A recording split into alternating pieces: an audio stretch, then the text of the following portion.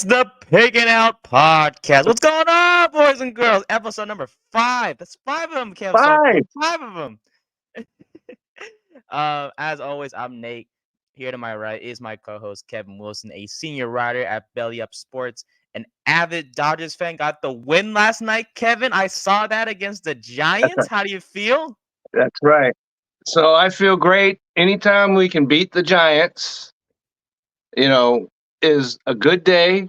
It is. And so I'm sure Vince's dad probably does not think that, but that's okay because he's a Giants guy. He's a Giants guy, so he's going to have to live with that. Fair enough. But Dodgers took, they needed to do something because they lost 2 out of 3 to the Padres. That should never happen in San Diego, but they moved up the coast to the Giants and beat them last night. So life is good. Love to hear it. But yeah, happy Tuesday to you guys. And we got a lot to break down. We do. Basketball, NBA updates on there in the playoffs. We got baseball to talk about and football as well. And we'll just dive right into it, right, Kevin? That's right. Dive. Let's have some fun today. That's right. Our first segment of the day is presented by SeatGeek. Use the code BellyUpSports for $20 off your first order. With the playoffs happening right now in the NBA, baseball season still going strong. This is the perfect time to get your tickets. And why not use SeatGeek? They will make sure to give you the best value and the best seats in the house. With that being said, use the code BellyUpSports for $20 off your first order. All right, Kev. Let's do it. First order of business. NBA playoffs, right? We had a couple games happen last night. We have 2 games tonight. Where should we start off first? Well, I thought we would start off where the 2 of us were absolutely wrong. And we'll work our way up to, happier times. But we should start off because a week ago, we sat right here and talked about how the Denver Nuggets, they might as well not even get on the plane. Yep. They were done. C'est la vie. And so, but like Frankenstein kept saying to his monster, they're alive. And not only are they alive, they are now thriving and they are in control of that series. And that was something I did not see coming.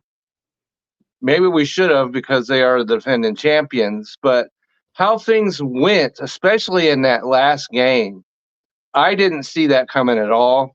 Nope. And so I think the key to that whole series was there were 3 days off between games 2 and 3.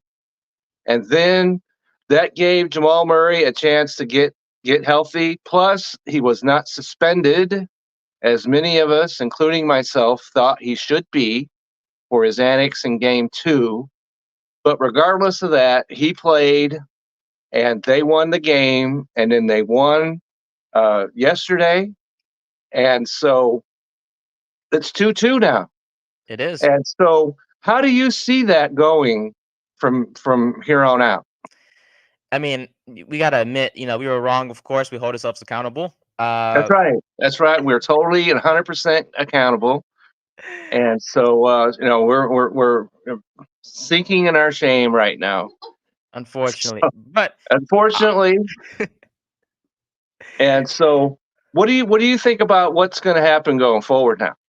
It's going to be the first team to, win at home. I mean, we saw Minnesota take 2 games in Denver. Denver came to Minnesota, took 2 games from them. Tonight's, pivotal game. Whoever wins this one not only has an advantage. Well, because they're heading back to Denver. So basically what I'm trying to say is that Denver wins game 5 at home. That's an advantage for them because they would go to Minnesota for game 6. What happened in games when they're in Minnesota, Denver, took both games. What I'm trying to say is it's going to be the first team to win at home. That's going to be the pivotal thing here because say Minnesota wins game 5, Denver takes game 6, game 7, who's going to win that one? I guess what I'm trying to say is it's been a great series. It's been very competitive. Anthony Edwards has gone off. He had 44 points. And so Anthony, I guess it was the night before last night, but anyway, 44 points for Mr. Anthony Edwards. Mm-hmm. Okay, he showed up, but where's Rudy Gobert? Where? He was out of game 2 and they still won. He joins the team in game 3, and he has been absent. Karl Anthony Towns has been absent, and you cannot have, and this is the most miraculous stat of them all to me. Anthony Edwards played 45 minutes in Mhm. that last game, Correct. and Minnesota was +5 when he was on the floor. So he was absent for 3 minutes, and they lost that game. What was it? 8 points. Yes. Okay, so for 3 minutes, that means Minnesota was -13. You cannot have that where one player makes that dramatic of a difference. Mhm. You've got to be, the Knicks head coach is not the coach of Minnesota. So he didn't play him for 48 minutes. Yes. So, and you cannot expect that. And so that was, I just couldn't believe it when I saw that stat that he was at +5 and they still lost the game, even though he played 45 minutes. So Karl Anthony Towns and Mike Conley, he's a veteran. He's the biggest, veteran that they have on that team. And Rudy Gobert, they have to show. And if they don't, and I can't imagine the defending champions, they have already lost 2 at home. I cannot imagine them losing any more games at home. And so they're in control of the series now. And so I'm going to absolutely reverse myself from last week and say that Denver is going to wind up winning this series. Okay. For me, look, I understand, Denver, you're gonna get whatever from Jokic because he's just that guy. Right. What's special about Denver is that anyone could hurt you at any time. It could be Jamal Murray, it could be Aaron Gordon, it could be Michael Porter Jr., who's absolutely lethal from 3-point land. Look, I think for me, I'm still going with Minnesota. I know they lost 2 games at home, but it's been competitive. Like I mentioned in the beginning, throughout the entire series. And it's just like Edwards, he's just that guy. I mean, he put up 44 points, and yes, they lost, but then again, all he needs is just a little bit from his supporting cast, just like a little bit better performance from Rudy Gobert, a little bit from Karl Anthony Towns. That's all they need. And then Edwards is always going to do his thing.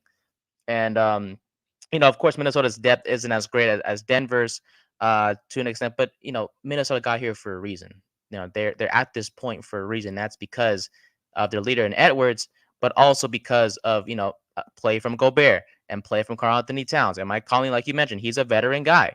So I'm still gonna go with Minnesota. I still believe in them. I still believe Edwards is gonna pull this out because I gotta admit there has been some inconsistency with Jamal Murray, which is kind of scary to me. I know Aaron Gordon's been going off, but there's some inconsistency with Jamal Murray that may be the Yeah. demise behind I, Denver's. I'm totally with you because Aaron Gordon had 27 in that last game. If he gets 20 or more, then I think the Minnesota's in real trouble. So, because who do you control, Mhm. right? You can't control the Joker. You can't. It just can't be done. And Jamal Murray, he's hit the 2 winning shots already in these playoffs. So, and he's healthy, and that's a big thing. So they got to slow somebody down. And so we'll just have to wait and see if they can do that. And the thing that worries me, because Minnesota has never been there, even though Conley's a veteran and all that, Mhm. they, and we've seen it time and time and time again where a team has to claw and make their way up the ladder before they're coronated with championships and everything else. So if they need to grow up, and they need to grow up Fast. immediately, Mhm. fast, or this thing's going to get away from them. Exactly. Tonight, that's going to be the second game of tonight's doubleheader. As we shift from the Minnesota Denver series to the Knicks and Pacers. Now, the Knicks, they looked good through the first 2 games, Kev, and then they went to Indiana, and then that's when everything just went downhill. I think the first sign that everything was going to go downhill was Josh Hart being benched for the first time all series long. As we know, he plays like 48 minutes every game, but Hart was finally benched for the first time in game 3. Jalen Brunson had an injury that kind of had him hobbled a little bit so far in the series. And then, overall, it seems like the Knicks, you factor in fatigue with the injuries with OG Anunoby, and Mitchell Robinson was already out as it was, and this Knicks team looks kind of shaky, and the Pacers have taken advantage, Kev. So with that being said, Yes. what are we looking at here? It's 2-2 right now, but we're back at the Garden, Madison Square Garden, but could the Pacers still tonight and possibly end this thing in 6? They could, and this is the key game Mm-hmm. for the New York Knicks. It It's not a is. key game for the Pacers because they could lose and they still go home. Yes. But if the Knicks lose and then have to go to Indiana, that's Ooh, bad. it is. That's bad. And so I've been riding with Jalen Brunson so far, and he's taken me a long way, I have to say. And so I think that in Madison Square Garden with that crowd behind them and everything else, and hopefully we'll see, because the first 3 games were about as good a basketball games as you could get. 100%. You know what I'm saying? They came right down to the end, clutch shots on both sides and everything else. But then game 4 was an absolute stinker. And so maybe that's a good thing for the Knicks because they didn't play everybody 45 minutes in that game. Mm-hmm. So that might work in their favor. So the Knicks must win tonight, They or do. this is going to be a 6-game series and Indiana's going to win. I think the Knicks do win. And so I'm shaky. I'm real shaky, but I'm gonna go with the Knicks, even though my Indiana cohorts are saying, "Kevin, what are you doing right now?" But I think the Knicks, if they can be somewhat healthy, and I think this whole thing is overblown about they're playing too many minutes. Well, they play a game, they have a day off. They play a game in the exact same city. It's not like the regular season where you're playing, back to backs and 3 games out of 4 days. If the Knicks can win this game, they've got 3 days off before the next game. And so if they can win, that's going to be big. And so they could take some time and relax. Indiana goes home, and New York, they can stay around a couple days and just kick it for a bit. So I see the Knicks still winning this in 7 games. Okay.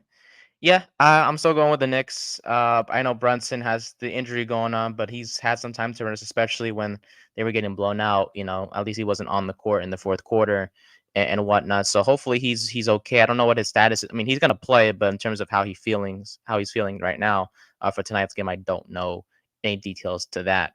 But hopefully he's okay. Josh Hart, maybe we'll see him get back to the whole 48 minutes thing. We'll see what happens there. That hasn't been the case in the past 2 games.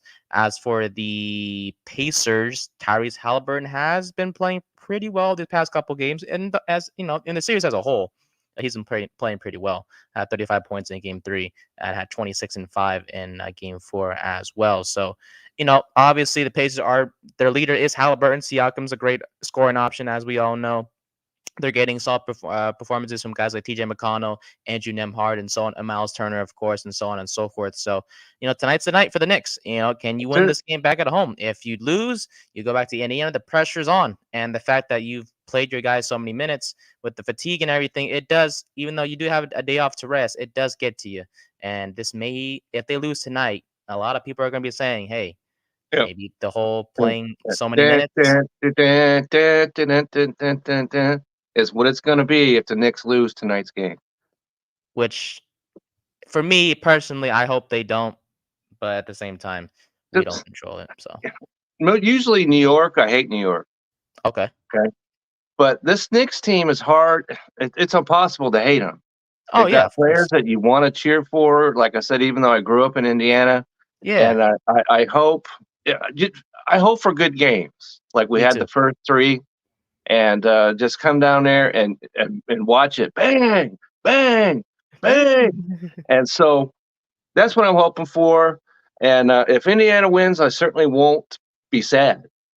But Yeah.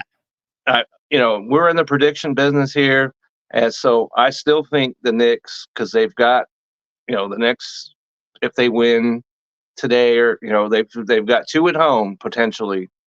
Pacers only have 1, And so the Knicks have the advantage to me. Alrighty. So we had a couple games last night as well as we're recording this. We'll start with the Boston and Cleveland one. I mean, Donovan Mitchell was not playing last night for game 4. That did make sort of a difference. I mean, the game was pretty close. Kev, was 109, 102 was the final score. Boston would, in Yeah. the end, win the game. Tatum had 33 points. Jaylen Brown had 27. Darius Garland did all he could for the Cavs. He had 30 points of his own. Evan Mobley, speaking about Yeah. minutes, he Yeah. played If 43 Darius minutes too. Garland is your leading scorer, I think that's bad. Because for Mobley, Cleveland. Mobley should be that guy if it's not Mitchell. That's Fair right. enough. And so if they all are up there in the 20s or 25s, I think that'll work. Yeah. But otherwise, and I have to say, the Boston Celtics, we talked about this, Mm-hmm. have been incredibly uninspiring, right? As you Okay. just said, they won that game by 7 points. Yes. No Donovan Mitchell, and Nope. you only win by 7. Yeah. And so in game 2, they looked awful, right? Losing. Mhm. And so they're up 3-1. We know Cleveland can't match Boston. We know this, and they're not matching them. But Boston has not impressed me so far in these playoffs. And you have to wonder, when they finally come across somebody that's going to smack them right in the mouth, how are they going to respond? Because you can't sit there and lose. They've lost 2 games at home so far in this Mhm. postseason already. And if you're Yeah. the number 1 seed, you can't be doing that. No. And so if Boston, as we said, if they play Boston basketball, they're the top team. But we have not seen that yet. So we still have to wait and see if we do, in fact, see it. Yeah. I mean, 3-1 series lead right now. I mean, Boston's not complaining at all whatsoever. I mean, when you're up 3-1, you have a chance to go back home and clinch everything and just end things and move on to the conference finals. I wouldn't be complaining if I'm a Celtics fan. The only concern, like you mentioned, Kev, is that they only won by 7, and that's without Donovan Mitchell. Right. And That's a big concern to me. uh-huh. And so, yeah, if you're a Celtics guy, then you're hey, we're up 3-1, Yeah. but you beat Miami, missing a key piece, and Yeah. you're beating Cleveland, and they missing a key piece. Mhm. And so let's say that they beat they're going to win this series, and then Mhm. they beat the Knicks or Pacers, whoever they play. What's going to happen if they run up against Denver or Yeah. Minnesota or any of these teams in the West? Because they're going to get smacked in the mouth, like I said. How do they respond? Kind of like it's just the idea that they haven't faced adversity yet, is what you're trying to say. No, they have not. Okay. And the adversity they've faced were caused by themselves. Mm-hmm. And that was the thing we've talked way back in the very first episode. Yep. If they play basketball the way they're capable, they will win. Correct. And we're still waiting to see that. We still are. The Cavs are 12-15 when Mitchell does not play. Ironically, when the Celtics played the Cavs in the regular season, the only time the Celtics lost to the Cavaliers was when Mitchell was not playing. So they kind of did get revenge in Game 4. So we'll see what Mitchell's status is for Game 5. We'll see what happens there. But in the end, Boston does have a 3-1 series lead. Game 5 is scheduled for tomorrow, if I'm not mistaken. Finally, to wrap up the NBA playoff update for you, we have OKC and the Dallas Mavericks. And Kev, I know you watched this game. I watched it too. There's 2 words to describe the reason why the Mavericks lost last night. Do we know those 2 words? I have 2 words. I don't know if they're the same words as you, but I'll let you free go throw. first. Free throws. Perfect. See? Great minds think alike. Okay, because they were 12 of 23 from the free throw line. And that is, I was telling my wife that me and her could go to the free throw line and hit 12 out of 23 shots. Yeah. Okay. I am confident that we could do that. We'd warm up or whatever. Yeah. And and we're not paid millions of dollars. No, all right. of course not. And so if we were, I'm sure I could hit more than 12 out of 23, especially at 10 seconds to play. Mm-hmm. Mavericks down 3. Luka's at the line. He's your guy. He's your MVP. Everybody was all upset because he didn't win MVP of the regular season. That's the kind of situation where your MVP needs to hit both free throws. Well, guess what happened? He missed the first. Yeah. And then he made the second. So now they're down 2.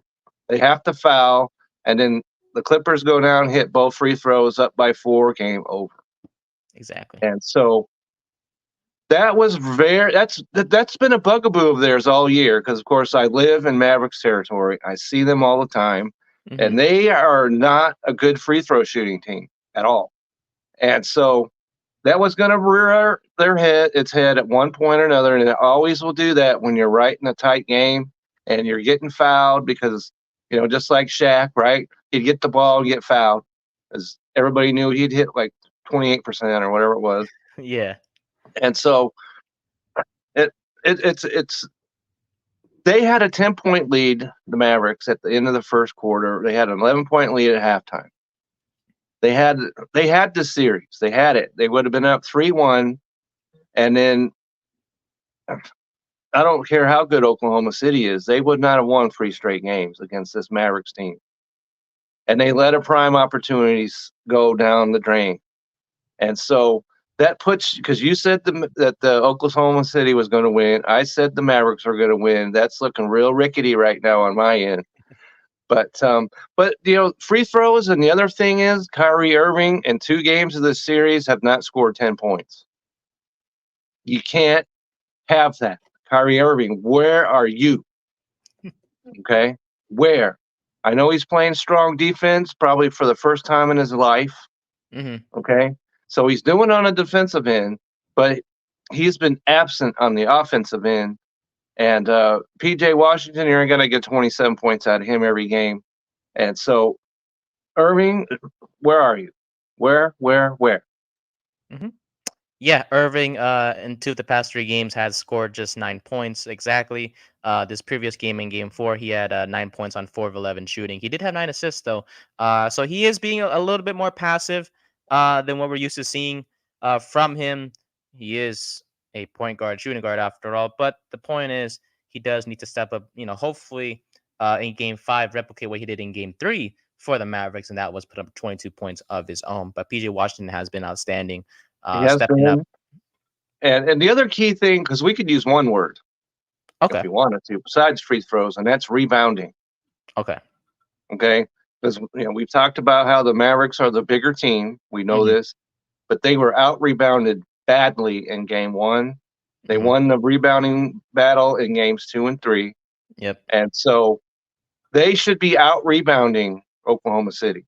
They should. But that hasn't always been the case. And so they need to out rebound. They need to out hustle Oklahoma City. They're young. We know what SGA can do. And so that they don't need to win tomorrow's game in Oklahoma City, I don't think. But Oklahoma City kind of maybe in the same spot where they need to win. Otherwise, they're facing coming to Dallas and having to win. But I still see that's going to be a 7-game series. I said it was going to be Mavericks in 6. I don't think that anymore. So I'm going to Mavericks in 7. That's what I said they were going to win, so I'm going to have to stay with it. So. All right, fair enough. Yeah, I mean, overall, this game, Game 4, was just those free throws that led to the Mavericks' demise. I mean, OKC shot 38%. They missed. You know how many free throws? Let me just throw this to you. You know how many free throws Oklahoma City missed? One. Exactly. Just one. And this is the young team. Exactly. Right? And they're not supposed to be used to pressure like this. And they missed one free throw. And here's Dallas, a veteran team, because Doncic, he's still young, but he's been around for a few years now, so he's a veteran. Irving's a veteran. Yep. Washington, veteran. So how in the world 12 of 23? Come on now. Come on. I think if Dallas does lose this series, I'll look back at this game and be like, dang, we could have, been up 3-1 and we would have been okay. Because it's tough to blow a 3-1 lead. We all know that. Right. But it is. When it's not unprecedented, but yeah, it's tough. Yeah. And when you lose a game, by 4 points, and you lost to a team that shot worse than you from the field. OKC shot 38% compared to the Mavericks 41%. Wait, The Thunder shot 25% from 3-point range, yet they still won by 4 because of free throws. And ironically, Shai Gilgeous-Alexander, who, in my opinion, should have been the MVP of this year, he had 2 clutch free throws at the end of the game with 1.4 seconds left to just seal everything for the OKC Thunder. So, yeah, free throws, it means a lot. Now, will Dallas shoot that bad again in Game 5 free throw-wise? No. So OKC should be criticized just a bit too because they could have easily lost this game had Dallas hit their free throws. But at the same time, I'm not, gonna be, Mr. Negative. OKC has been That's a right. great team throughout this whole playoffs. They deserved to win last night. They capitalized on Dallas's mistakes. They go back home 2-2. Now it's just a matter of, hey, let's see what happens in Game 5 back in Oklahoma City. And Luka has struggled a little bit, but it's because of his injury, and that's kind of tough to see from the superstar himself. He doesn't look too great, Kevin. Let's be honest. Everybody's injured at this time of year, so suck it up. Yeah, that's true. We'll see what happens there. Jalen Brunson missed the entire second quarter of that Game 3, and he came back and still scored 30. So he's a man.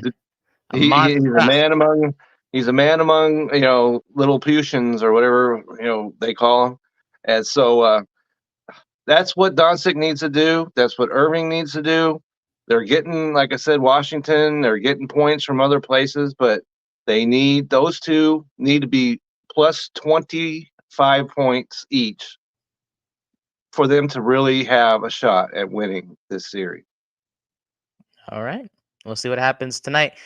With 2 games tonight and then 2 games tomorrow. So by the time we see you next week, we will be in the conference. No, that's not football. This is not football. Conference finals. There we go. Right. Almost. That's right.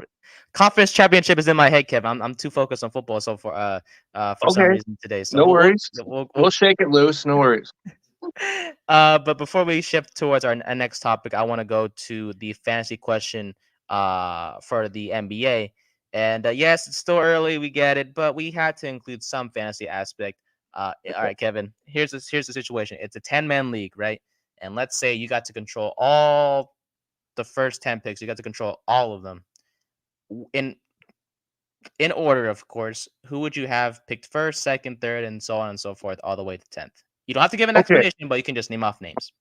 Okay, so I was wondering if we were going to go 1 to 10 or 10 to 1, but we're going to go 1 to 10. That's fine. Make it easy.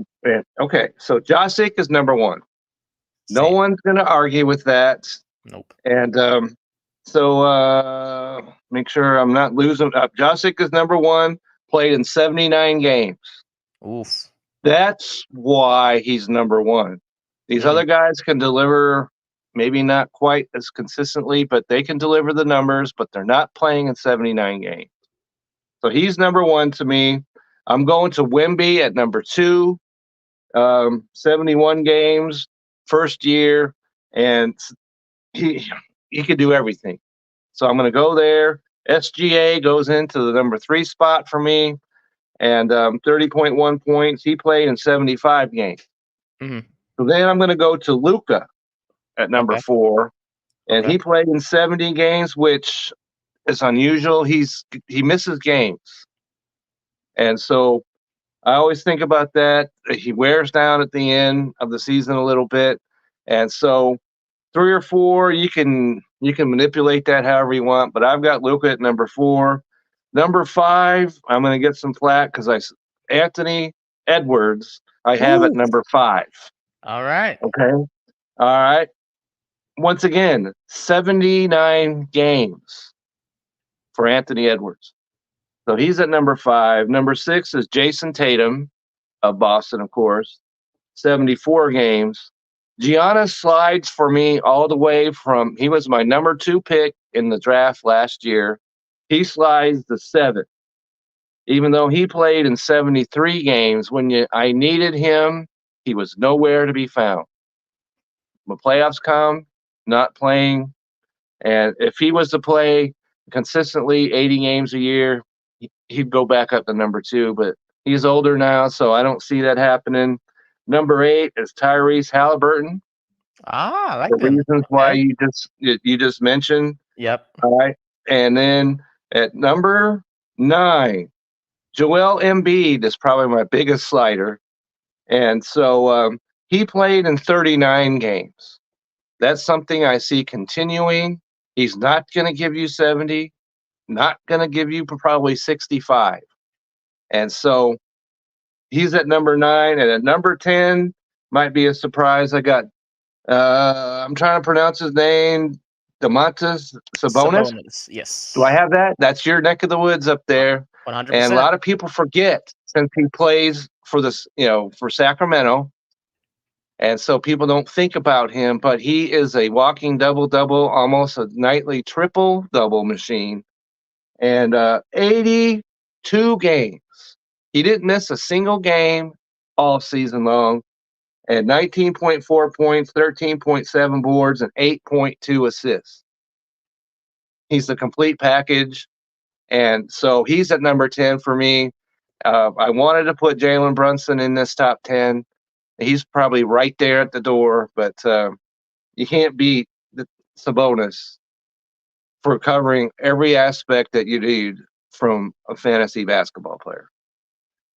Okay. Yeah. I mean, for me, Jokic is number 1, obviously, no doubt. I have Doncic at number 2.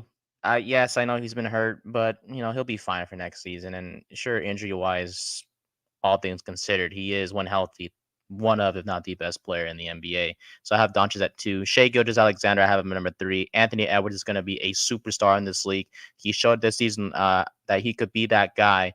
And with that being said, this is why I have him as number 4.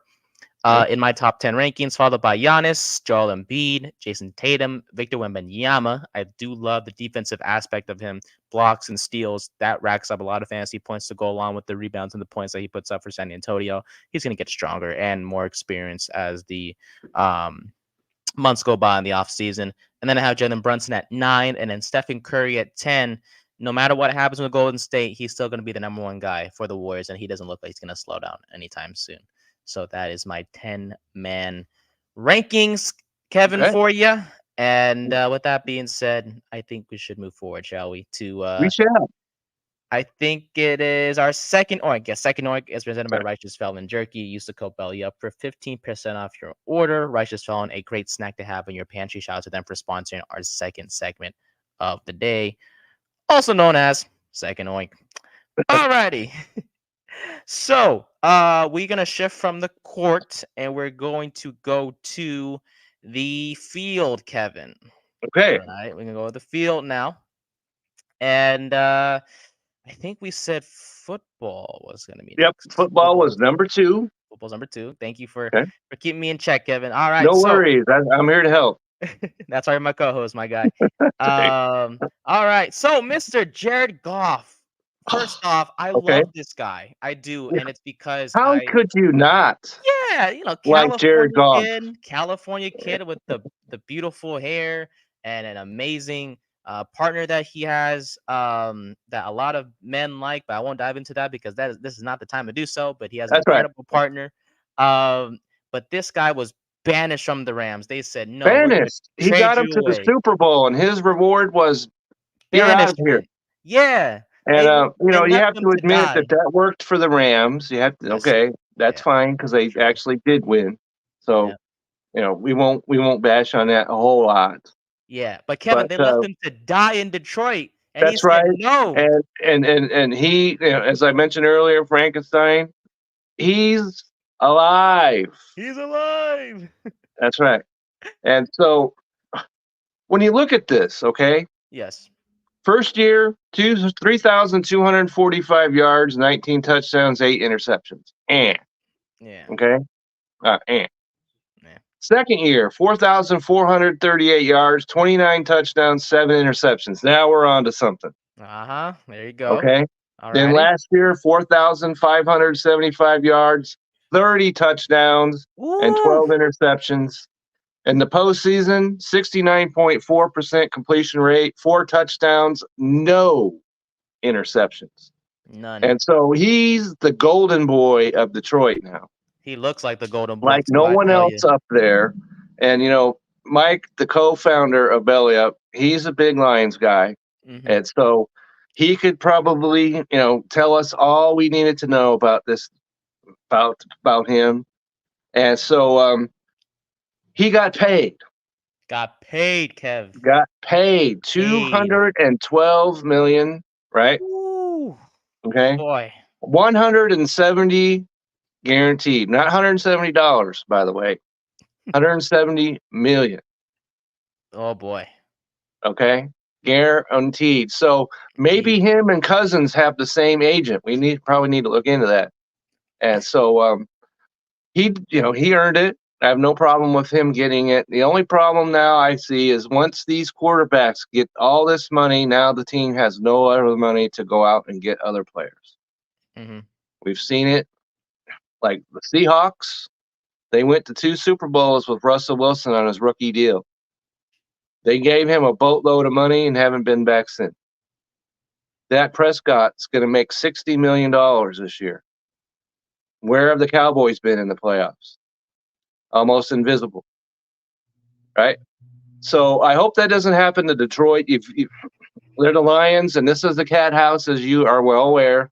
And so, but even if that wasn't the case, Detroit Lions are a team. Their coach, he goes by the seat of his pants, maybe a little too much sometimes, but you gotta like what his attitude is. He puts that on his team. They play hard, and so give him the money. I'm okay Yeah. with it. Yeah, and then I think that's important to talk about the deal itself because Goff was under contract for this upcoming season, and it's like, okay, why would they make the deal now? He doesn't look like the type to hold out. Yeah, but then again, OTAs do start next week, and I think it's possible that the team was kind of scared that Goff may not participate in the OTAs without a new deal. Um, and sure, yeah, you can say he's under contract, but then again, that's like the best thing is like, okay, yeah, I'm under contract, but like I don't want to show up until I get paid. We've seen that on multiple occasions with a number of players. Someone close to my heart, obviously, is Darius Slayton, the wide receiver. We're not going to dive too much into him, but he is holding out because he wants a new contract. But anyways, the Well, line. all I'll say to that is, all right, if you Oh, want a new okay. contract, how about catch a football? Ooh, tell him, Kev. How about Which catch he, a which football? which he Okay. has. True enough. Which he Well, has. he's caught a football or two. Okay. But I'm talking about maybe catch 5 in a game or so, right?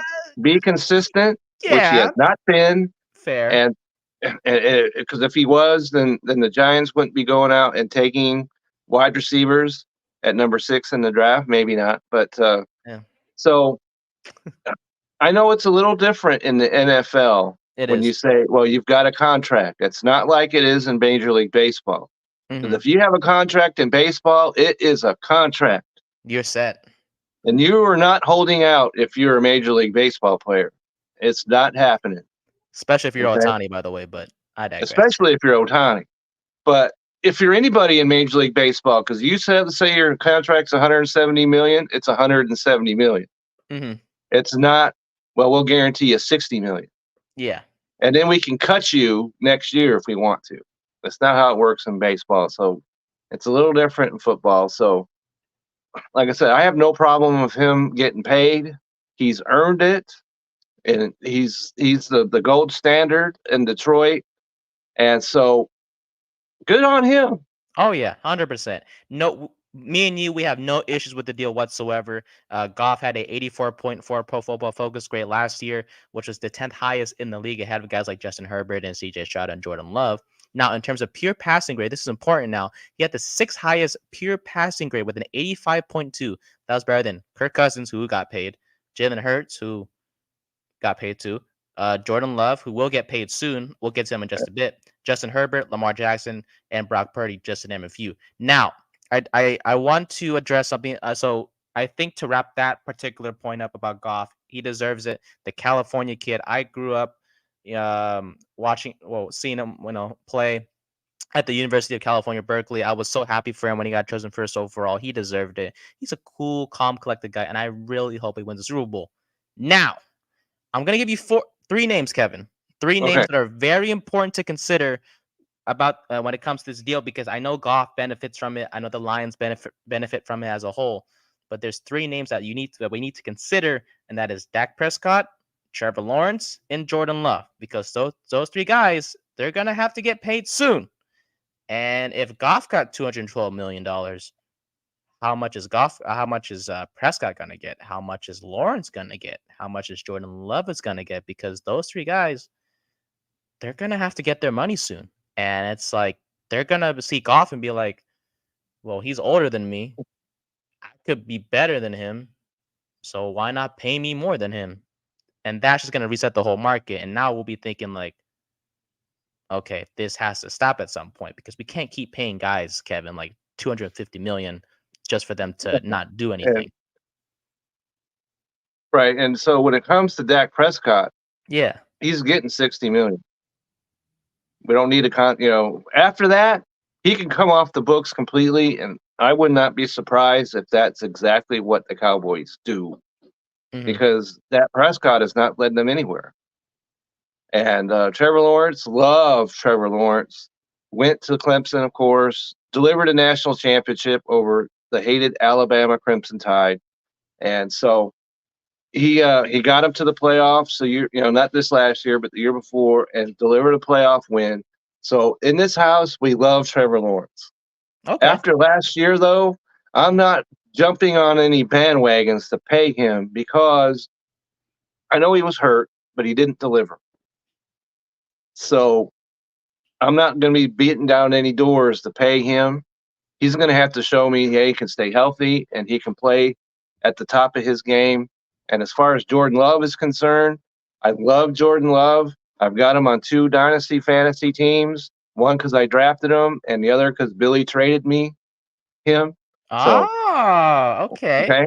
So I'm very pleased with that. But if I'm the Packers, I need to see that one more time before we back up the Brinks truck. That's just my thoughts on that. Okay. Yeah. Look, overall, I mean, the floor has been set for Prescott and Lawrence and Jordan Love. Now, 2024 is going to be big for them, especially for Prescott, because this may be his last year as a Cowboy. We have no talks about any extension whatsoever when it comes to Dallas. Trevor Lawrence has been, and I mean this respectfully, he hasn't been the best lately. Yeah. I mean, and the AFC South is no longer just the Jaguars; it's the Texans. That's right. It's not the winnable division it was going into last year. Yeah, 100%. The Texans have taken over completely, and they have the best team in the division, no doubt. So Right. it's just like Trevor Lawrence has to step his game up, and they do. He They does. do have weapons in Jacksonville. Let's They be do. honest. They do. And then Jordan Love, right, Kevin? I mean, sure, Minnesota's in the same division. Detroit's and Chicago, they all got better. What you got, Jordan Love? What you got? That's right. Last year was great. Let's see it again. Yep, that's all I'm saying. Let me see it one more time, and then, like I said, we'll give you a Brinks truck. Okay, we just won't back it up. We'll give it to you, and whatever happens to be in there, you can have it. I want a Brinks truck. I ain't gonna lie to you. I would love to have a Brinks truck. Yeah, we'd be rich, Kevin. I tell you, we'd be rich. That's right. We'd be some rich people. I tell you. But yeah, I think to sum that up, so shout out to Goff. He deserves it. The California kid got paid, and now he's going to be set for quite a while. Unfortunately, what I hate about today, Kev, is that we record on a Tuesday. The NFL schedule doesn't come out till tomorrow. So I wish we could have recorded tomorrow, but I digress. So you can be sure we'll be talking about that next week. And next week, we do know that the first game is going to be the Ravens at the Chiefs. Correct. On Thursday Night Football. Indeed. That's going to be interesting. We'll see, because Kansas City has morphed itself into a defensive team more than they are an offensive team, but we'll see just if that continues. And then we'll see with Baltimore, what kind of rushing offense are they going to have now? Right? Correct. Because they signed the bruising, bowling over running back. How does that mesh with Lamar Jackson? We'll be able to see some of that coming right out of the gate. So that's a very interesting game to be game one. So I'm already looking forward to that. Chris Jones in the middle of all that. Chris Jones. That's right. And he should have got the MVP, by the way, because he was the player. If they don't have Chris Jones, there will be no championships in the Super Bowl going to Kansas City. Let me just say that. I like that. So we have the Ravens and Chiefs to kick off the Thursday week 1, and then we have a Friday game between the Packers and the Eagles in Brazil. Sunday night hasn't been official yet, but leaks have said Rams and Detroit. So Okay. not a bad. So if that's not a popcorn matinee, I don't know what is. Ooh, boys, right? They're Because cooking something in week 1. they went into Detroit, and there was the whole, yeah.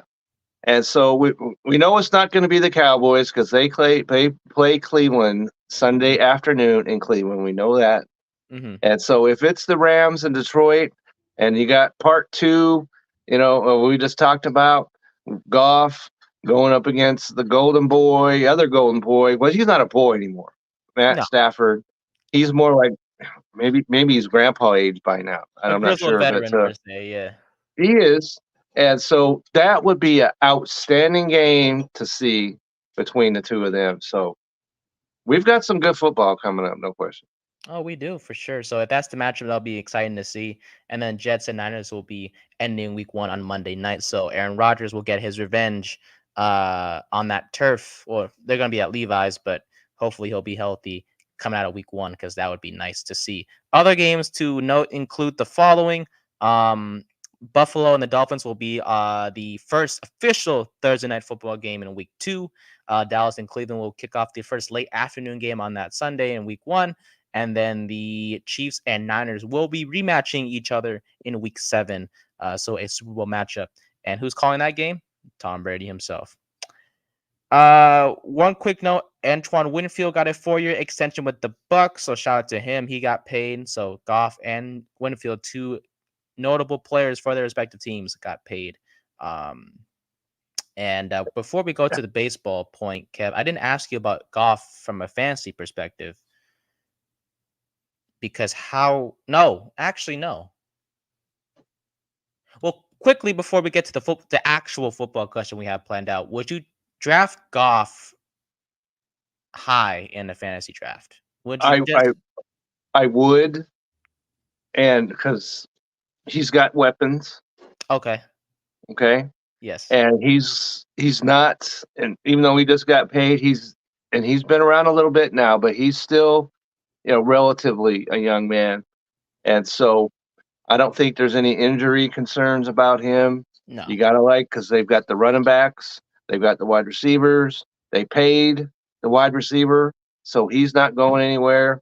And they got the tight ends over there. And so even in a better division, because the NFC Central is going to be I think it's going to be a real dogfight, if you will. Okay. And so I like him, and I would like him as a value a little bit better than like maybe Patrick Mahomes or Josh Allen or some of those guys that you would have to take in the 3rd round. You could get Jared Goff a little bit later and almost have as much value as those other guys. Fair enough. Yeah, I'd probably go 5th or 6th round for me. I mean, if Mahomes and Jackson and Josh Allen and everyone else is, all the top tier guys are off the board, Goff is like the next tier, which is not a bad thing, but I would try to aim for Goff, maybe the 5th or 6th round. But the real question I want to get to is when it comes to these rookie wide receivers, because we talked about quarterbacks last week, I believe. If we did, and we talked about some running backs, I believe. That is true. Before that, so we haven't got into the wide receivers as of yet, and this was a draft for receivers. It was a lot of talented guys, Kevin. A lot of talented guys. Yeah, a lot of them. And so, and aside from the top 3, because obviously they're going early on in rookie drafts, so there's no value even per se. I think you're going to get some excellent performances out of them. But if you're in the back end of the 1st round, what kind of values can you look to where you will come away and maybe have a guy who might even be better than those top 3? Exactly. That's my question. So basically, I guess we'll each give up 3 names of ours that we like from a value standpoint. Why don't you go first, Kevin? Give us your 3. Okay, so my first value was the 5th overall receiver drafted in this draft. Okay, and that's Xavier Worthy. Now, is that a great name or what? Oh yeah, First of all, he's worthy. he's worthy of Yeah, being discussed. Okay, and so he had the fastest 40 time ever. So that's correct. first of all. Yep. But that's not the reason. All the guys that I'm talking about, his value has more to do with their quarterback than maybe them, because he's got the best quarterback throwing to him. Okay. He's going to a position, the Kansas City wide receiver room is screaming for a legitimate receiver. Yep. Rice is going to be suspended at some point for his shenanigans that he's pulled here in the Dallas area. And so the only concern I have about him is he's a little small, A little bit. okay? A little bit. So don't be looking for him to be blocking any linebackers down the field, okay? Not going to happen, but he can, if he can get out of, his breaks, when the ball is snapped and avoid being, you know, by the defensive back being cut down a little bit, if he can avoid that and start going down the field, he can stretch that defense. And we know Patrick Mahomes can throw the football. So I would not be surprised if Xavier Worthy is as ever bit as good in his first year as any of those top three guys. Okay. Yeah. I it's kind of unfortunate to see the Chiefs receiving room kind of be where they're at right now with Rasheed Rice and whatnot. Kadarius Toney has been a bust since joining them. You can talk about the Super Bowl touchdown all you want, but that's literally 3 yards to score that Toney did. So it's absolutely nothing. The Chiefs never had a wide receiver one in a while. You could argue Yep. Rice was last year, but then again, suspension this year. So Xavier Worthy was a great selection. Great choice by you as from a value perspective, Kevin. But yeah, I think as a whole, Worthy 5'11", 172 pounds. He is a bit lightweight, but he is fast. And when you're fast, that does count for something. As long as you can avoid being checked off the line of scrimmage, You'll that's be going to fine. be key for him, and he can start flowing down and beating the press and catching the ball. And he's obviously not going to be physical, but he's Hmm. got good hands, Yes. and so whatever you throw to him, and he's got his hands on it, he will catch it. So I really like most of all because Patrick Mahomes has thrown him the football. I love to hear it. I'll just go with the name myself, if you don't mind, Kevin. I'm gonna go Okay, with Ladd McConkey from the okay, Los Angeles Chargers. Now, talk McConkey's to a me. guy I thought the Chiefs were gonna get at the 32nd overall, but they did trade up to get Worthy. So McConkey fell to the second round to the Chargers at the end of the day. But McConkey, he's a guy. He's a great route runner. Yes, he's not the Yeah, biggest guy. He's mainly gonna be a slot guy for the Chargers. But then again, their receiving room needed a lot of work in Los Angeles. So you it lost does. They Keenan got Allen. rid of them all basically. Hmm. You lost Keenan Allen. You lost Mike Williams. Yeah, right now you have Joshua Palmer, Quentin Johnson, and now you have McConkey. Who McConkey, I feel like sure he was chosen in the second round. Yes, we don't know what to expect from the receiving room with Palmer and Johnson at the top. But at the same time, I feel like if you're Justin Herbert, your favorite target to start 2024 has to be McConkey. He's a reliable guy. He's going to be in the slot. He has great hands. I just mentioned the route running. He Yeah, was incredible for Carson Beck during his time there as well. So, when you have a guy, same thing with Mahomes and Worthy, right, Kev? I'm gonna that's right. use. Justin Herbert, Yeah. absolutely. I don't mean to be a copycat, but if you could forgive me, I'm gonna use the same excuse with the whole Herbert Okay, and that's McConkey fine. standpoint. Totally fine. Yeah. Yeah. Totally fine. Because So yeah. I'm right there with you. Because my number two pick happens to be McConkey. Okay. Perfect. Okay, and because of his starting quarterback, and so and his starting quarterback is younger than some of these other guys, so they have time to build their chemistry or whatever, Hmm. and so I like that a lot. And he's a little bigger, not a whole lot bigger, but he's a little bigger than Worthy is. So, but as you mentioned, he's a great route runner. Has uh, his time, he's nobody is as fast as Worthy, but his time is still pretty good. Hmm. And so I like him. He's my number 2 guy. And if all these other guys are gone and you're sitting there at the back of the first round, man, who do I take? You, you would not be sorry if you took him. I like it. I think since we had the same, well, we had the same guy on our list. If I'll just go with the second name, and we'll see if matches with yours. Okay. Kevin, I'm gonna go with Malachi Corley from the Jets. Now I understand the I did not Jets. have him, so go ahead. Yes, we're. It's a good thing we were different because it gives us a chance to argue. So no, not argue with each other, but I'm saying give argue our point. Okay.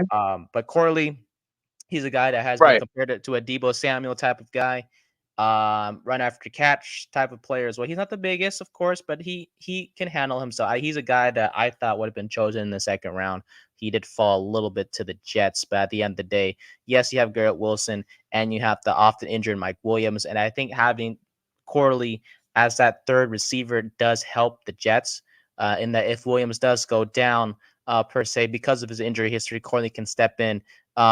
He runs after the catch with a purpose. I mean, this guy he runs hard is what I'm trying to say. He's not the biggest deep threat in the world, but that's fine. He's a playmaker, and that's what the Jets need to help out Aaron Rodgers. That's right. Who I'm excited to see, hopefully for more than 5 plays on the field. That would be Uh, awesome. And I'm sure our good friend, Ryan McCarthy yep, would love to see that as good well. old Ryan. Yep. And so if any weapons you can give, that would be a good thing for that team. And so I could see what you're coming from on that. I do not have him on my list, Okay. but I could see why you would have him. Perfect. Give us your third name on your My list, third Kevin. answer, okay, so I'm going to go with Keon Coleman, okay, I love going to him. the Buffalo Bills. And unlike these other guys, there's no problem of being small with Keon Coleman. He's 6'3", 213 pounds, okay? But he run a 4.6 140. He's got great hands. He runs a great route. And so we all know Diggs, showed himself out the door and now down there in Houston. So that's the Texans' problem. But they needed to replace him in that Buffalo offense. Josh Allen throwing him the football. So once again, the quarterback is key right here. And so when we're talking about value, how could you not like a value of a guy that's being thrown the football by Josh Allen? So, um, and they need, Buffalo needs some wide receiver help. So I like the pick. I like it a lot. And so he's my number 3 guy. Okay. Coleman is very humorous with what he's been, his whether it's his interview off the field, not just his play is phenomenal, of course, because he was great at Florida State, but off the field with his pre-draft interview with the Bills and all that fun. I'm not sure if you've seen that clip, Kevin, but I'll try to send it to you if you haven't. Yeah, please Uh, do that. yeah, he was pretty funny. I won't spoil it for you or anyone else. But the point Okay. is, I love Coleman. Great pick by you. To have as value. I'm gonna go with Luke McCaffrey. Now, this guy was chosen at 100th overall in the draft by the Washington Commanders. You're probably thinking there's other guys too that I could have considered. Yeah, but from a value standpoint, when you have a rookie quarterback in Junior Daniels, right, and you have a rookie wide receiver and Luke McCaffrey, those two have, they got to have that chemistry, and they have grown that chemistry. We've seen clips of it on social media of the two building a rapport with one another. And yes, the Commanders will be having Terry McLaurin as a wide receiver number 1. Now it's just a matter of who's going to be that number 2 guy. Is it going to be Jahan Dotson, or it could be Luke McCaffrey, he used to be a quarterback, but he switched to receiver and played 2 seasons at that position. And at the Rice University, he produced with a pretty good amount of stats. So he has good size, athleticism, has pretty good hands. He does need to develop a little bit more, but at the end of the day, I do feel like he'll be a solid receiver, and building that rapport with Jaden Daniels will be key. And I do feel like they will continue to build that chemistry as the season goes week by week. And I just feel like he is someone to consider in your fantasy drafts. I agree with that because every time you try and put some gold into the Dotson, Yeah. mine, and then it disappoints. It disappears. Okay, so he's definitely got a chance. And if you're going to Terry McLaurin, every time you want to talk him up, then all of a sudden that starts to go a little sideways too. And so there's every chance that he could be potentially the top wide receiver there in Washington, depending on, like you said, the chemistry. And if Jane Daniels doesn't get too enamored with running the football. And so if he does not, because I'm really concerned that he said, I want to be the best running quarterback ever. Eesh. That's not what we want to hear out of him. And what we want to hear is you be the best quarterback you can be. And I think that the Washington guys are going to get with him and say, hey, we like your rushing ability. I like it as Yeah, a me too. Yeah, of fantasy, course. Yeah. as a fantasy, potential. And so, but we don't need him trying to be running two times out of every 3 downs or whatever. But if he can avoid doing that, then I think, yes, your pick is an outstanding chance. And to be maybe at number 2 at the worst. Maybe the top receiver there. Maybe not this year, but going forward, absolutely. That helps from a dynasty perspective. So Absolutely it does. So that's what we're talking about here is dynasty. I'm still getting Okay. used to it. Oh lordy. I've always played like the regular fantasy, throughout my Of course. life. And now that Yeah. I'm doing dynasty, I'm just like, yeah, I'm gonna have to get Yeah, used to it. it's a different game. And Chris is with us now and back with Belly Up. And he's the one that got me going in Dynasty, him and Billy. And so I was like, I don't know anything about this when I first got involved in it, but I have won a championship in Dynasty. So, hats off to them for showing me some ropes. And so, yeah, so in redraft, these receivers almost have no value. Just know that. If we're talking about redraft, Mm-hmm. maybe depending on how big your roster is, but there's no value in these guys. I don't think in any of these guys that we've talked about in redraft. Yeah, 100%. Yeah, but from a dynasty perspective, these guys Absolutely. you got to consider them. Absolutely, because you're going to get a quality guy if you're in the back end of the first round because you got all these quarterbacks that are going to go off the board. You've got the 3 wide receivers, of course, that are going to go off the board. And so you're going to get a good wide receiver if that's what you need in the back end of the first round and even into the second round. So because the running backs aren't delighting anyone, really. Yeah, bit of Really. an underwhelming class. Underwhelming class. And, Benson is my guy as a running back. And so, but nobody's beating the bushes down to take Benson in the first round. So you don't need to worry about that. Nah. So I guess that means next week we'll probably go tight ends, Kevin, from a Tight dynasty. ends. Yeah, tight ends. That could be, you're really going to have to get your hands dirty and pull up some, like poltergeist, and you might pull up something you probably rather not see. But other than Bowers, obviously. Other than him, it's just there's Bowers and there's like the rest, and the rest of the class isn't like crazy bad, but it's just No, it wasn't like last year where there were 2 no. or 3 that went pretty early on. So Yeah. There you go. We'll Tight see. ends. And yes, you need a tight end on your fantasy team. I don't want to hear any of this nonsense about, well, we don't need a tight end. Yes, you do. It's part of football. So we're not going to go there. We'll save it for next week. That's right. Well, we go to our third oink, our third and final segment of the day, presented by Yeet Sunglasses. Use the code Belly Up for 10% off your order. Yeet Sunglasses, high quality materials, but they are affordable compared to like Oakley and all those, high end sunglasses companies. So shout out to Yeet for sponsoring our last segment, also known as the third oink. Yeah. So Paul Skeens, huh? Yes. That man could throw. He can throw. Absolutely. I never got as close to baseball as I have until I would say last year. Um, and I always wondered, a car goes 100 miles an hour. We're not even we blink an eye, but it's just like that's kind of normal. But like these pitchers, Kev, they're throwing like 100, 101, 102, and they're not doing it just once or twice. They're doing it multiple times. And we saw that with Paul Skeens. He was We did. firing that ball. It was on fire. Yes. Um, but I guess, yeah, he had his debut over the weekend, went 4 innings, 6 hits allowed, 3 earned runs, 2 walks, 7 strikeouts. That was the key stat, which was the 7 strikeouts. What impressed me the most, Kev, was the fact that the bases were loaded in the second inning, but he managed to get out of it. And he did throw 84 pitches, but it's his first start. Nothing to be upset about.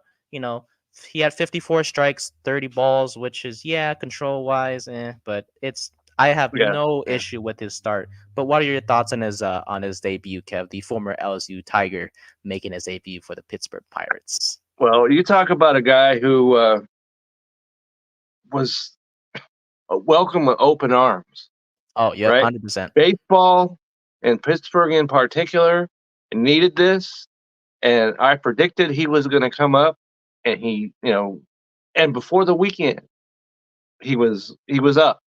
So he was up, and as you mentioned, 101, 102 miles an hour, and Woo. so he can throw the baseball. The only problem is major league hitters. Doesn't matter how fast you throw it, they can hit a fastball. Correct. That's why they're in the major leagues. And so his secondary pitches are going to be key, right? Because even Nolan Ryan, as fast as he had one of the greatest sliders maybe ever. And so he got a lot of strike swings off of that breaking pitch because you'd be standing there looking for the fastball and then it would move 10 feet. And you're like, what just happened to us right now?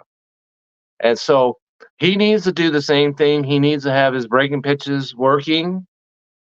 And so when it comes to Paul Skeens, especially in a fantasy way, I would be a little cautious, is the word I'm going to go with.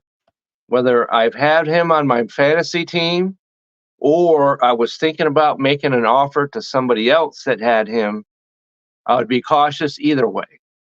Because if you have him, and by the way, if you're in a league where he's on a waiver wire, which I can't imagine, but No, if of that's course the not. case, you need to get him on your team and do it immediately. Okay, but having said that, um, if you have him on your roster, you need to be aware because when we get to August, he's not going to be around Why? because they're going to put the pitch limit on him. Okay. He's certainly not going to be there for if you make the playoffs. Not going to happen. They're going to wrap him up in as much bubble wrap as they can. That's what they do with every young pitcher nowadays. And so be aware of that. And so ride him, for all he's worth right now. But just be aware that when it comes time for the playoffs, you're not getting help from Paul Skeens. And if you're trying to trade for him, also be aware of that exact same thing, because that's just how baseball is played today. Young pitchers, you know, they put their arms, and cast so they can't throw the football or the baseball, but they still wind up getting hurt. So that's kind of the paradox right there, where they don't let, not like back in the day where guys were throwing 225 innings, right, and stuff. And so I like him a lot. I like his potential a lot. And so if you have him, as I know Vince does in our league, I would be very excited to have him. But just, don't be be ready, because they are going to wrap him in bubble wrap at some point. That's all I'm saying about that. So you kind of answered the fantasy question, which I love because I do have a question. I received a trade over the weekend Okay. for Paul Let me hear. Skeens. Okay. I was gonna get Skeens, Jackson Chorio, and Alex Verdugo. And in exchange, I would have to give up Freddie Peralta and Christian Yelich. I said no. Did I make the right decision? For as far as Freddie Peralta is concerned, I think so. And I hope that for Vince's sake, that because he struck out 4 times yesterday. I don't know if you saw that. I was gonna say, come on, Vince, you can't give me that deal. Come on. I declined. I took a day to think about it. But So Vince was yeah, I declined it. okay. I was like, I'm good. I'll stick with Peralta and Yeah, Yelich is probably coming back. Yeah, Yelich, he doesn't inspire me as much as Vince does, just so you know that. And like I said, he struck out 4 times yesterday. And but I guess even the best hitters do that. But Churio has not been what was hoped of him. He's been better, of course, than Holiday, but you or I are better than Holiday right now. So, yeah, that's not a trade I don't think I would have made either. Okay, all right, fair enough. Phew, made the right decision. So yeah, I mean the Pirates did end up winning that start of schemes. Anyways, they won 10-9 in that crazy game over the weekend. So shout out to them for the Pirates. So yeah, Paul Skeens. I mean, what a debut. Hopefully, we see him a lot more this season. But like you mentioned, Kev, he'll probably be put in bubble wrap once as the season. I'm sure he will, because the Pirates, they're not contending. They're not going to contend. They are 6 games back. They're 6 games back. Okay. Well, that's I tried. It's a floor with some oil on it. Okay. And because they were playing pretty well earlier on, but the Pirates are the Pirates, and so they're not going to have anything to play for. And I understand them putting them in now, because if they don't do it now, the whole season's going to get away from them. So ride with it and see what happens. Hopefully, you won't walk. What was it? Didn't the Pirates walk like 6 straight guys with the bases loaded in that game? Yeah, it was messy. They were walking. It was pretty messy. And so, if you're going to be the Pirates bullpen, maybe you might want to correct that just a little bit. And so, but yeah, he's almost must-watch TV when he's out there on the mound. So the young guys, young guys in sports, you got to be pretty excited about it.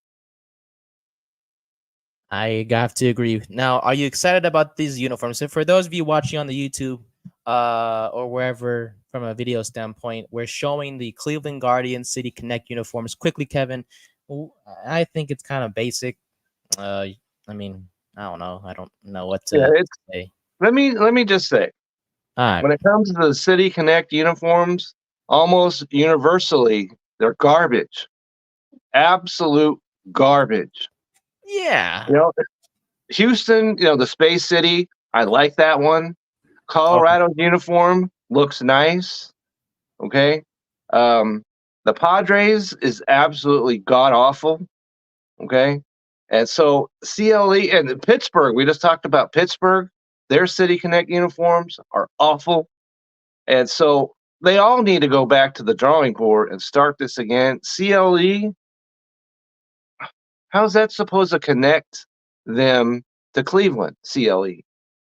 Maybe if there's a Cleveland fan out there, you can help us to understand how that connects. And we're in Texas, and the Rangers City Connect uniforms are awful. Okay? So, baseball, come on, you got to do better than this. At least the A's don't have it. Well, no, the Rangers don't look. It doesn't look that bad. Yeah, but City Connect, that's all you can hope for. They look and not absolutely like, you need to wipe your rear end with them. I give them a 7 out of 10. They don't look that bad. Good. I like it. That's a 5 to me. Okay. We'll go with 6. Okay. We'll settle at 6. The Dodgers have yet to release their City Connects, but We'll get to that in just a second because I do want to get your opinion on the Dodgers, and we'll get to the A's and afterwards, and then we'll call it an episode. Dodgers update, Kevin. Well, they won last night as we're recording this. Walk off. Well, not walk off. Oof. They won in the 10th inning thanks to Will Smith's double to put the Dodgers up by 2 runs. And then the Giants were just shut down by JP Frierson. Okay, sure. I'll go with it. Yeah. What do we need to know about the Dodgers? Because yes, they're still in game 2 of their series tonight against the Giants. The last time we spoke of them, they were in the middle of a 7-game winning streak, which ended on last Friday against the Padres, where they lost 2 of 3 against San Diego. Walter Buehler did get his first loss on the year on Sunday. Ohtani was out on Sunday as well with back tightness, but he was okay to play on Monday night. Yeah. So he was back in yesterday. Okay. Anything you know about the Dodgers? Anything notable? Well, let's see. Dodgers, they're plus 76 in their run differential. So that's looking pretty solid. And then you look at the Padres, they're 6.5 games back. They're plus 15 in run differential. So 76 to 15. All right. And so we're going to see, because the Padres made that move, getting Luis Arias. And I think Vince, talked me into this, that they got that, not necessarily to win, because the Dodgers are going to win the NL West. We know this. But we also know that you don't need to win a division to make noise in the playoffs. So the Padres' plan is to make the playoffs and just let it ride, see what happens. But the Dodgers are hitting. Walker Buehler has not looked good so far. And if he straightens out, then their pitching staff is looking pretty solid. So all in all, pretty happy with the Dodgers right now. Yeah, I mean, who wouldn't be him? Dodgers are still one of the best teams in the National League. Are you happy about these rumored City Connect uniforms, Kevin, that are the Dodgers? That's not terrible. Like I was, that looks like something a teenager wear to a rave party. And so I don't know. I mean, it's okay.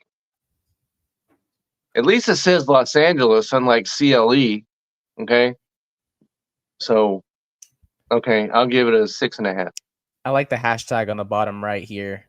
It's time for Dodger baseball is what it stands for. ITFDB. It's time for Dodgers baseball. As we all know,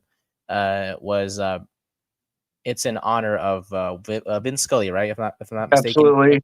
Scully, who was, he was their announcer from 60 years or whatever, and Hall of Famer. And so so I don't know how many times in my life I've heard it's time for Dodger baseball. I used to live in California, so I heard that a lot.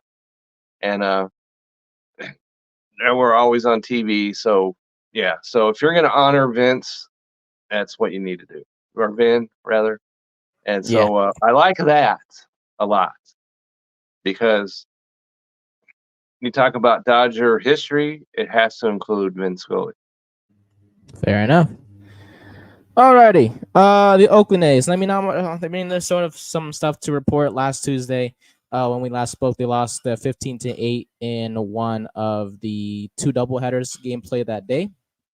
They won the first game 9-4, but they lost the other one.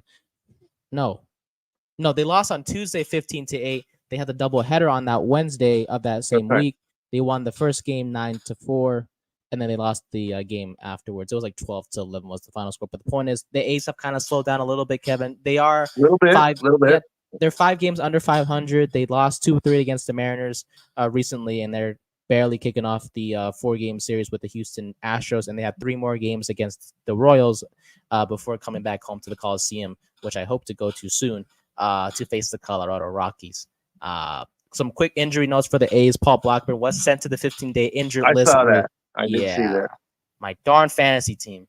But he was sent to the IL. Alex Wood may have an injury concern of his own with a sore shoulder. So the A's did have to recall a couple pitchers, including Easton Lucas and Aaron Brooks.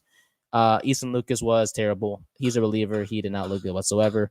Alex Wood is listed, though, as a starter for the first game of the 3-game series against the Royals, but we shall see if he is healthy to go for the Oakland Athletics, who offensively, they've been doing pretty good, but from a pitching standpoint, injuries, it's taking a toll, Kevin. That's kind of scary for the A's. Absolutely. So injuries and pitching hand in hand right now. And so you just got to hope that your team, whomever it is, can avoid that bugaboo. As Spencer Strider, which I thought was going to be the best fantasy starting pitcher this year, was not. Unfortunately. And so he was my first round draft pick. So that's really, really, really kicks me right here. So hopefully you can avoid that. We shall see.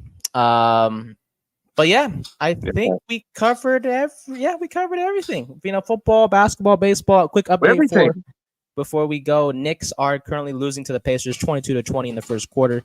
Jalen Brunson has 6 points, so he's looking good so far. OG Anunoby, yeah, he's out. He was out, yeah. So Miles McBride took his place. He hasn't played in 3 games now, so that's a concern. It is. And then for the Pacers, Pascal Siakam has 4 points. And Miles Turner has 5 for the Indiana Pacers. So we'll see what happens in Game 5 tonight. I hope you enjoyed that game, Kev, along with the Denver and Minnesota game. So, like we mentioned earlier, by the time we see each other next week, we'll have a glimpse of what the conference finals should look like, barring any of the series goes 7 games. But we should be okay. We should be. I'm predicting we will be okay. We shall. Hopefully that comes true. But yeah, that'll do it for us here, episode 5 of the Piggin Out Podcast. We appreciate you guys as always for your support. As you guys know, we're here every Tuesday at 4 p.m. Pacific time, 6 Central, 7 on the East Coast. Look out for clips throughout the week. Check out the YouTube channel, Nate Productions, the home of not just this podcast, but the other podcasts I'm a part of as well, including the 10 podcast. Which people need to tune into. Kevin, I appreciate it. It's grown a little bit. I think having both podcasts on that channel has helped it grow. So, shout out to my guy Brian, my other co-host. Shout out to you as well, Kevin. I appreciate you. So Brian, good to go. Yes, sir, indeed. All right, we'll see you guys next Tuesday. Enjoy your week of sports, and until next Tuesday, we bid you adieu. Adieu.